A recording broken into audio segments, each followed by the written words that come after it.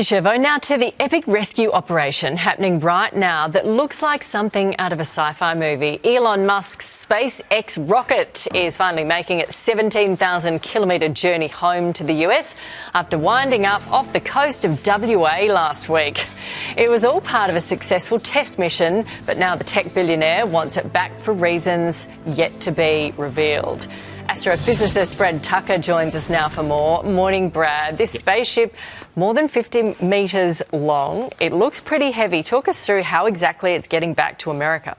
Yeah, look, as you said, it is a large, heavy object. So a cargo ship, a submersible, essentially, ship has arrived at Christmas Island on Sunday. And what it will do is it will essentially lower into the water, allow Starship to essentially float on the back of it, re-emerge or remerge, lifting the water, and then it will freight itself all the way to Texas. That's going to be quite a long journey. Obviously, Christmas Island is not near Texas. It's pretty much as close to the other side of the world as you can get from Texas. So it's going to be about a month and a half for that journey from Christmas Island all the way back to Starship Base in southern Texas. Why couldn't it be a nice museum feature in Western Australia? Look, that is a great idea. And I think part of it is they were not expecting this thing to survive. The past Starships have actually blown up when they've come in contact with water, when they've done their belly flop. So it was all a little bit of surprise.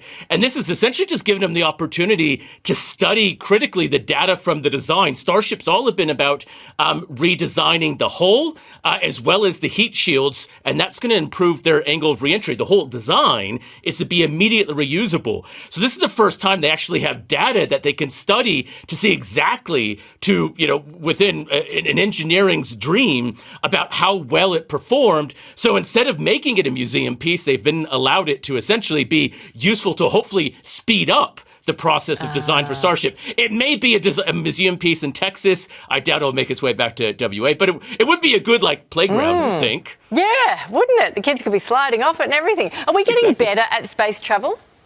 We are. And, a lot of this, and this is the reason they want it is about reusability, right? How can we make things more efficient? If you're making more efficient, you're making it more cost effective. I mean, in the past, it's been, we've designed rockets that really, they went into space, they ran out of fuel, they were done, they ended up as junk. So you're wasting energy, you're also wasting the materials and the resources and money as well.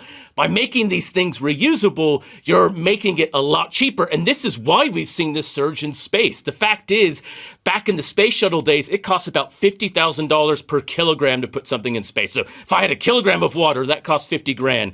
With Starship, that cost is going to be about $300. Starship is potentially going to be cheaper to ship into space than potentially sending it a post-parcel express around the world. Okay. Thank you, Brad. It's Thanks. an amazing story. Here's Chevo.